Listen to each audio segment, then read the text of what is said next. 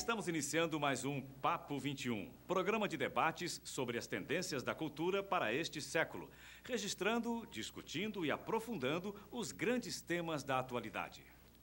Nesta edição, um debate sobre a importância da arte cearense no cenário das artes plásticas brasileiras. Para falar sobre esse assunto, convidamos o jornalista e crítico de arte Paulo Klein e o artista plástico cearense Zé Tarcísio. A mediação do papo ficou a cargo do professor e também artista plástico Herbert Rolim. Confira agora os melhores momentos desse Papo 21, gravado no auditório do Centro Cultural Banco do Nordeste, em Fortaleza. A arte cearense no contexto da arte brasileira. Eu vou procurar abrir um painel para que alimentemos a discussão posterior. Eu vim da terra, não vim do céu. Assim posto com meu chapéu, que é meu tributo ao poeta Patativa do Assaré, que transforma até choro em festa. Para a arte do Ceará, eu tiro o chapéu e visto a camisa todas as vezes que for convidado. Esse título, algo pomposo, algo pretensioso, é mais o pretexto para se tratar da questão do êxodo e da permanência de artistas cearenses em sua própria terra e além deste território. Nas atividades artísticas, como em outras áreas do conhecimento, o Ceará tem sentido a necessidade de mandar seus filhos para outros centros para se abrirem seus horizontes.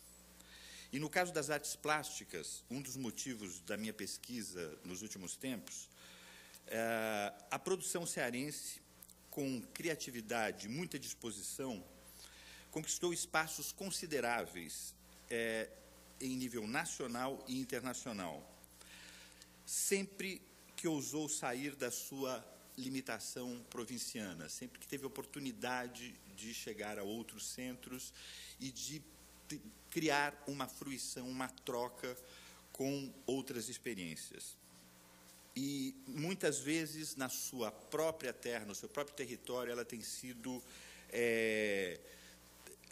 vítima de, muitas vezes, para não dizer quase sempre, de injustiças e de limitações. Quer dizer, ela não consegue, poucas vezes ela consegue um reconhecimento e uma afirmação aqui sem ser reconhecida, sem ter uma vivência fora daqui. Dos 3 prêmios que o Brasil conquistou nas Bienais de Veneza, a matriarca das Bienais internacionais, 2 foram artistas cearenses. Aldemir Martins, com seu desenho e com um traço que, na época, carregava uma experiência, um traço muito pessoal, mas que tratava de uma temática, de uma realidade nordestina, e o Chico da Silva, com sua pintura ingênua, fantástica, foi descoberto por um francês, pelo Pierre Chablot, que facilitou o trânsito dele para outros centros e a chegada dele à Bienal de Veneza e um reconhecimento que, infelizmente, no caso dele, não chegou a vir acompanhado de condições para um progresso, para um reconhecimento e uma realização em vida. O Chico da Silva morreu pobre e desvalorizado. Aldemir Martins foi para São Paulo, no início dos anos 50. Hoje é, sem dúvida, uma celebridade, tanto aqui como lá. Talvez dos artistas, depois do Bandeira, dos artistas que saíram aqui do Ceará, que conseguiram construir uma carreira e viver da sua arte com uma certa dignidade. Sem dúvida, a vida econômica, mesmo de grandes artistas, nem sempre corresponde aos esforços aos esforços empreendidos. Raimundo Sela, já um artista admirável pelo total de sua obra, mas também por sua gravura de qualidade rara, é uma referência do período acadêmico da arte cearense. Parece ser o iniciador de uma história da arte cearense, ou um dos. Mas o grande desbravador, o artista cearense que levou mais longe sua condição como artista, e um artista com vigor, com uma internacionalidade, com uma universalidade, foi o Antônio Bandeira, nascido em 1922, ano da Semana de Arte Moderna, e falecido em 1967. Bandeira participou, com o Strigas, com Aldemir Martins, da criação, e outros artistas, da criação da SCAP, Sociedade Cearense de Artes Plásticas. Em 1945, ele transferiu-se para o Rio de Janeiro e, em seguida, com uma oportunidade oferecida pelo governo francês, mudou-se para Paris e participou do que eles chamaram de Bambrails, um coletivo da época composto pelo Bandeira, o Brian e o Ous, 3 artistas que desenvolviam uma proposta lírica abstrata. Bandeira viria a falecer em 1967, mas antes disso faria a cabeça do jovem artista José Tarcísio Ramos, convencendo, por volta de 1961, que ele também saísse daqui, fosse procurar oportunidades e mostrar seu trabalho e buscar conhecimento em grandes centros.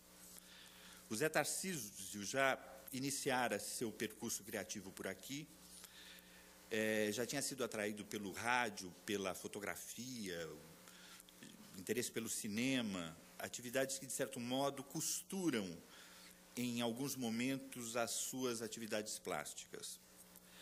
Mas suas referências são primais, vêm do imaginário católico, dos ex-votos, da observação e de suas posturas frente ao cotidiano. A criatividade de José Tarcísio floresceu fecundamente no Rio de Janeiro, depois no eixo Rio-São Paulo, no final dos 60, começo dos 70, e, a partir, nesse momento, nesse período, o Zé Tarcísio já era um artista reconhecido no eixo Rio-São Paulo. Participa, em 1967, da 9ª Bienal Internacional de São Paulo, que ontem eu fui buscar, tendo essa referência já de algumas vezes, ontem eu fui buscar os anais dessa Bienal, da Bienal de 67, que era um ano antes do AI-5. É uma Bienal bastante significativa, porque ela era o auge do período militar, um momento de grandes pressões, de a sociedade toda muito estremecida, já prevendo, né, o AI-5 que viria em 68, e havia assim uma união da classe artística, intelectuais. E ontem, quando eu fui buscar essas informações, eu notei algumas coisas interessantes. O Zé Tarcísio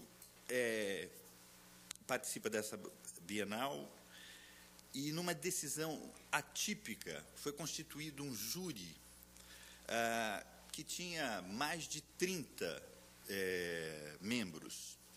Entre eles, um inglês, Alan Barnes, um americano, Andrew Rich, e, além deles, vários brasileiros, vários intelectuais brasileiros.